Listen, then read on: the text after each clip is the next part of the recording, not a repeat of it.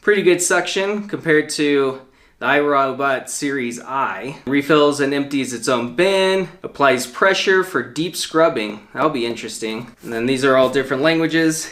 And that's pretty much all there is to see, besides the actual unit. So let's get in here. This is my third iRobot, so I'm pretty interested to see how this one stacks up compared to the other ones. Right off, they have instructions getting started, glued to the top. Really glued on there. All right, so that's pretty handy. Let's see what are in these boxes. This thing's packed in here pretty tight. Nice little warning to pick up with both hands. Thank you. I want to get this out of the way first though. This feels like the actual robot. Let's go ahead and start here. Taped up. There we go. Woo, nice. Not too shabby.